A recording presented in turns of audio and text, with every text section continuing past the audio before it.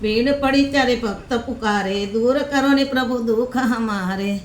दशरथ के घर जन्मे राम, पतित पावन सीताय राम।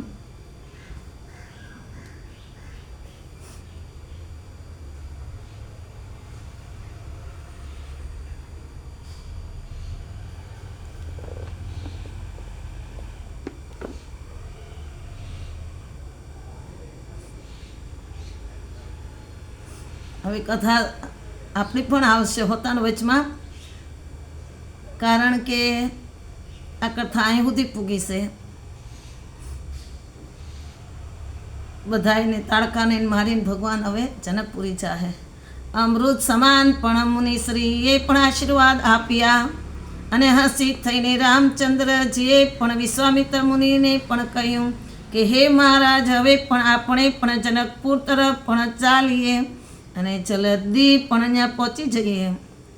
ગાંધી પુત્ર વિશ્વામિત્ર મુનિ પણ દેવ નદી પણ ગંગાજીને પણ બ્રહ્મા કુંડમાંથી પૃથ્વી પર પણ કેવી રીતે લાવ્યા તે પણ કથા વિસ્તારથી પણ કહી સંભળાવી. રામચંદ્રજી લક્ષ્મણજીને પણ સંભળાવી. તે પછી પણ રામચંદ્રજીએ લક્ષ્મણજી અને ઋષિ મુનિઓ પણ સાથે ગંગાજીમાં પણ ભક્તિપૂર્વક પણ સ્નાન કર્યું. પછી રામચંદ્રજીએ બ્રાહ્મણોને પણ ઘણું પણ દાન આપ્યું. ત્યારથી રામચંદ્રજી લક્ષ્મણજી મુનિ સમાજ સહિત આનંદપૂર્વક પણ ચાલ્યા ગયા. ત્યારે વિશ્વામિત્ર મુનિએ કહ્યું કે હે રામ, જો તમે કેટલા ઊંચા કુળમાં જન્મ લીધો પ્રભુ. જે સગર રાજા હતા એના પરિવારમાં આ સગર રાજાના 60,000 પુત્રો હતા. એને કપિલ મુનિના શ્રાપથી બળીને ભસ્મ થઈ ગયા હતા. પણ એને કીધું હતું કે આને મુક્તિ કેમ મળે. અસમાન રાજા બોલ્યા કે હે કપિલ મુનિ, મારા પરિવાર વયા ગયા, કાંઈ નહીં, મને એટલો અફસોસ નહીં, પણ હવે મારા પરિવારને મોક્ષ કેવી રીતે મળે એ તમે મને બતાવી દો એટલું બસ, એટલે તમારો ઉપકાર છે. એટલે એને કીધું કે જો ગંગાજી કોઈ આવે આકાશમાંથી ઉતરે તો થાય, ગંગાજી કેવી રીતે ઉતરે એ તમે બતાવો. તો એમ કે કોઈ તપ કરે કારવે અને માં કદાપી ગંગા પસંદ થઈ જાય તો ઉતરે. એટલે ત્યાંથી એને કીધું કે તું હવે પહેલાં તારો ઘોડો લઈને જા અને પેલા જે સગર રાજા યજ્ઞમાં બેઠા એને ઊભા કર ત્યાંથી અને સમાચાર દે. એટલે અસમાન રાજા ત્યાંથી આવ્યા, સગર રાજાને સમાચાર આપ્યા કે મારા બધાય કાકા દેવ થઈ ગયા છે, કપિલ મુનિના શ્રાપથી બળીને ભસ્મ થઈ ગયા છે.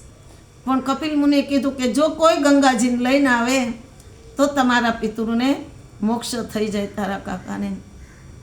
એટલે સગર રાજા યજ્ઞ પૂરો કર્યો. થોડાક ટાઈમ રાજ કર્યું એને. પછી એને એમ થઈ ગયું કે નહીં, મારે મારા પુત્રને મોક્ષ દેવડાવવો છે. એટલે સગર રાજા તપ કરવા ચાલ્યા ગયા. એ ક્યાં તપ કરવા ચાલ્યા છે? ઠેઠ હિમાલયની ઓલી ઠેઠ નેપાળથી ને એ ડુંગર દેખાય સામે 15 કિલોમીટર છે નેપાળથી. સતી માનું મંદિર છે નેપાળમાં. એક માનું ઘૂંટણ ત્યાં પડ્યું હતું સતી માનું, એક શંકર ભગવાન લઈને જતા ત્યારે. તો અહીંયા પછવાડે દર્શન કરવાનું તો ત્યાંથી તમને સગર ટોચ દેખાય. એટલે ત્યાંથી તમને બરફની ટોચ થઈ ગયેલી આજ પડીશ. આજ પણ છે સગર રાજા બરફની ત્યાં ટોચ થઈ ગઈ. એ ટોચ એમ જ રહેશે બરફની તે. એટલે ત્યાંથી દર્શન થાય છે સગર ટોચના. ત્યાં સગર રાજાએ તપ કરેલું હતું અને જ્ઞાન પછી દેવ થઈ ગયા. એટલે એને બધું રામને વિગતવારથી સમજાયું કે પછી અસમાન રાજાએ પણ તપ કર્યું હતું. અસમાન પછી અસમંજસ બી લગ્ન કરી કારવીને એના છોકરાને ગાદીએ બેહાડીને દિલીપ રાજાને એને પણ તપ કર્યું. દિલીપ રાજાએ પણ ભગીરથ જેવા દીકરાને જન્મ આપ્યો અને એને ભગીરથને રાજગાદી બેહાડ્યો. દિલીપ રાજા પણ દેવ થઈ ગયા તપ કરીને. ભગીરથ રાજાને એમ થયું કે કાંઈ નહીં. તો એ બધા એમ કહે છે કે ભગીરથે લગ્ન નહોતા કર્યા. ના, ભગીરથે લગ્ન કરેલા હતા. મારી એક પુસ્તકમાં મેં 20 વર્ષ પહેલાં મેં વાંચી દે, એમાં ભગીરથ રાજાએ લગ્ન કર્યા હશે. 2000 વર્ષ પહેલાંની પુસ્તક છે. એમાં ભગીરથ રાજાએ લગ્ન કર્યા. જ્યારે ભગીરથ રાજાને એમ થયું કે ભગીરથ રાજા ફરતા ફરતા એક દી કલકત્તા ગયા. ત્યાં આગળ ગંગા સાગર આગળ ગયા એટલે ત્યાં એના પિતૃ ખરેખર પુકાર કરતા જ હોય.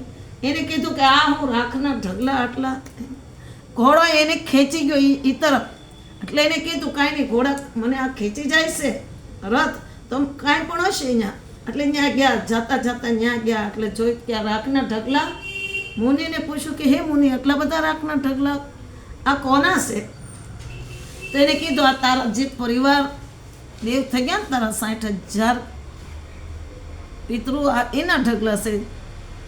એને ત્યાંથી લાગી ગઈ, ત્યાંથી પાછા આવ્યા પગે લાગી અને લાગી ગઈ ને આવીને એને કીધું કે હે દેવી, હું તપ કરવા જાઉં છું. અને એના ત્યાં બધા હોય પ્રધાનો, એને કીધું તમે રાત કરજો, ત્યાં સુધી મારે તપ કરવા જાઉં છું. જો ગંગાજી ઉતરશે તો હું પાછો આવે, માં ગંગા ઉતરશે તો હું પાછો આવે, નકર હું આવીશ નહીં. ત્યાં ભગીરથની પત્નીને ખબર પડી કે રાજા ભગીરથ તપ કરવા ચાલ્યા જાય. એટલે દોડીને આવીને એને કે પગ પકડી લીધા ભગીરથના કે હે ભગીરથ, તમારી 4 પેઢીઓમાં વહી ગઈ તોય મા ગંગા નહીં ઉતરી. તમે જાઓ છો અમને છોડીને કેની ભરોસે અમે રહેવું? અમે કેના ઓલે રહેવું કે હું કઈ રીતની રહીશ? તો એને કીધું ભગીરથ રાજાએ કે હે દેવી, હું તપ કરવા ત્યાં જાઉં, તમે અહીં તપ કરો. પણ દેવી ખરેખર એટલું બધું તપ કરતી હતી ભગીરથ રાજાની પત્ની કે વાત જવા દો. એને ત્યાં જેટલું તપ કર્યું ને એટલું એને અહીંયા રાજમહેલની અંદર અયોધ્યામાં તપ કર્યું. અને ભગીરથ રાજાએ 1 વર્ષ હાવ પગ ઉપર તપ કર્યું, અંગૂઠા ઉપર ઊભા રહી ગયા. અને એને કીધું કે માં તું કેમ ના, હું એક અંગૂઠે ઊભો રહીશ. એટલે એક અંગૂઠો આ જ ગંગોત્રીમાં ભગીરથ રાજાનો અંગૂઠો ત્યાં છપાઈ ગયેલો છે પથ્થરની અંદર. અને આ જે અંગૂઠો છે હું ત્યાં જઈ આવી. કોઈ લેડીઝને નહોતા કરવા દેતા, પણ હું તો જબરજસ્તી ગઈ કે હું ભગીરથની દીકરી છું, મને કેમ રોકી લો, તમારી તાકાત હોય તો રોકવાની, તમે મને નહીં રોકી શકો. હું અસલી ભગીરથની દીકરી છું. હું ભગીરથની પૂજા કરીને પછી જ બહાર નીકળીશ મંદિરની. હું બહાર નહીં નીકળું. બહાર પોલીસ ખાતું, બધા બ્રાહ્મણો લાકડી લેવી. મેં તમે હાથ ઉભારેલો, તમારી કોઈ તાકાત નથી તમે મને અડાડી શકો, કારણ કે હું ભગીરથની જ પુત્રી છું, એના જ કુળની દીકરી છું. તમે મને કંઈ નહીં કરી શકો. મેં પૂજા કરી કારવી, પછી ત્યાંથી નીકળી ભગીરથ રાજાને દર્શન કરી. પણ હું ધન્ય મારા શરીરને માન્યું. મેં ત્યારે મેં ગંગા મૈયાને કીધું, એ માં તું સગનના પુત્રને એટલું બધું ધન ભંડાર દઈ દે કે માં એ બધા આવ્યા, માં તારા દર્શન કરવા આવે. ગંગા મૈયા ભગીરથ રાજાને દર્શન કરે ને ગંગોત્રી આવીને જોવે બધા કે ભગીરથ ક્યાં તપ કર્યું તો એના પિતૃ હાટું થયું કે પિતૃને મોક્ષ કરવા માટે માણસ હું નથી કરતા, બધો જ પ્રયાસ કરે કે જો હું સુખી થાવ કે નહીં થાવ, મારા છોકરા સુખી થાય કે નહીં થાય, માં કરે જ પણ થાય, પણ મારા પિતૃ સુખી થવા જોઈએ. બસ એ ભગવાન હું પણ આજ કહું કે મારા પિતૃ સુખી. દુનિયામાં જેટલા કળત્ય હશે, આખી દુનિયામાં જ્યાં હશે ત્યાં પણ એને બધાને મોક્ષ મળે એ ભગવાન.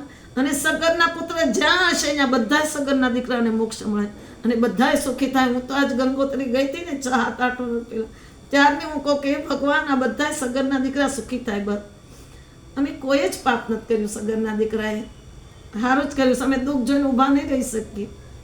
સગરનો દીકરો દુઃખ જોઈને ઊભો નહીં રહી શકે, કાંઈ ધડાધડી કરી લે કાંઈ નથી ભાગી જાય, પોતે જાય, દુઃખ નહીં જોવા ઊભો રહી શકે.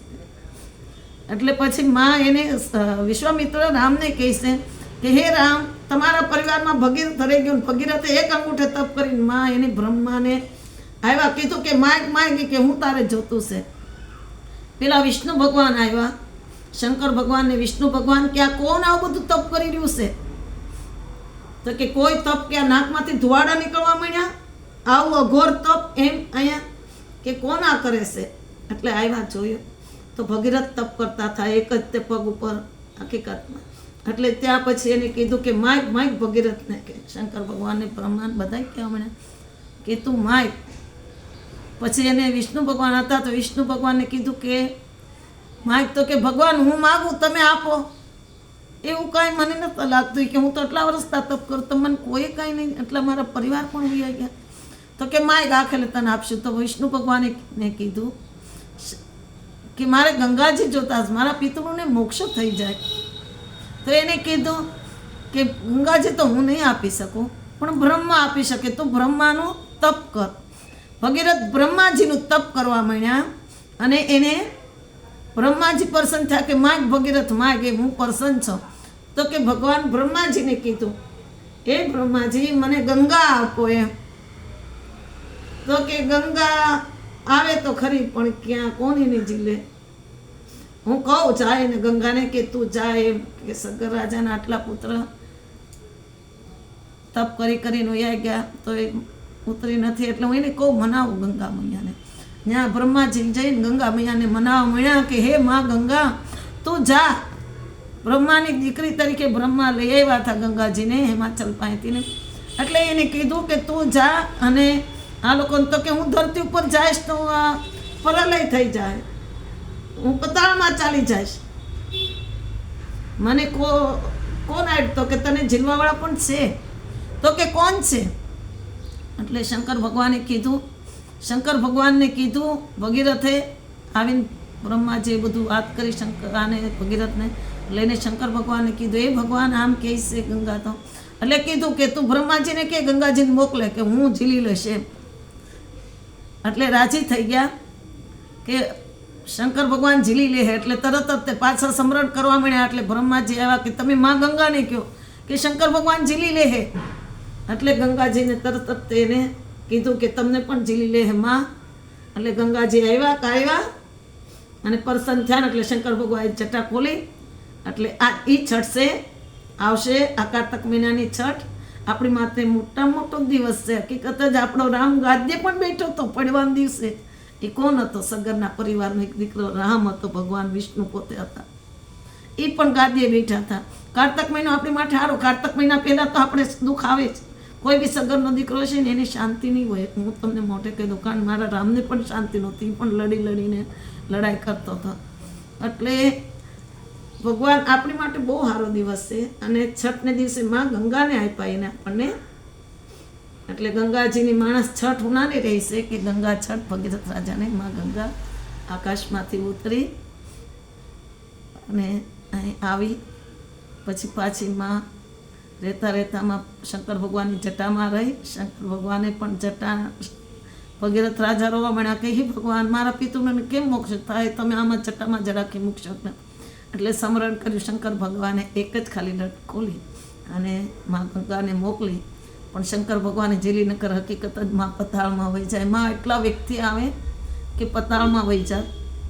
ત્યાં પણ દાનવો પણ આ બધાએ એટલે પતાળમાં રાક્ષસો પણ માગતા હતા કે અમને ગંગાને આપો, અમને ગંગાને આપો.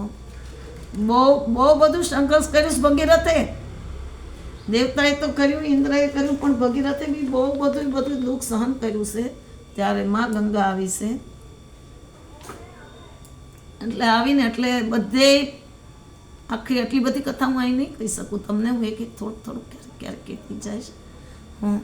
એટલે બહુ સહન કર્યું છે માએ. પછી ચાતા બી માં આવતી ગઈ. ભગીરથને કીધું કે હાલ ભગીરથ રથ લઈને હું તારી પાસે એને દિવ્ય રથ ભગીરથને આપ્યો માં ગંગાએ કે હાલ આ રથ તું બેસી જાઉં તારી માં જ્યાં તારા પિતૃ છે ને દેવ થઈ ગયા તું ત્યાં ઊભો રહે જેટલું હું આવીશ એમ ચોક્કસ તારી માં.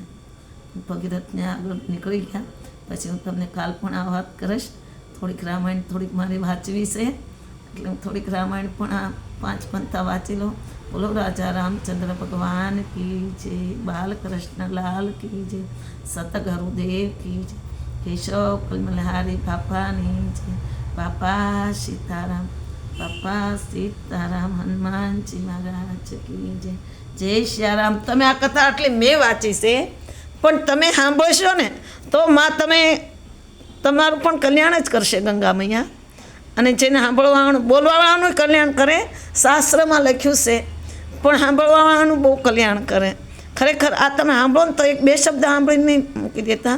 હું તમને આટલે સુધી કીધી તો કાલ પાછું થોડેક સુધી પણ પહેલાં 5 એકાદું પંથ તમને હું વાંચી સંભળાયું. આ તો મારો મોઢેથી બધા આમાં આવ્યો વિશ્વામિત્ર મુનિનું રામાયણમાં અને ગંગાના ઘાટે આવ્યા. એટલે આ બધું મારા મનમાં હતું એ બધું મેં કહી દીધું.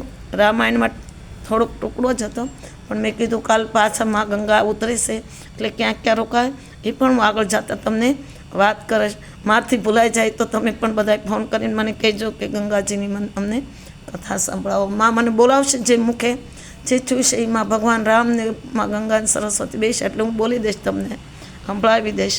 જય માં ગંગા મૈયા, જય માં ભગવતી.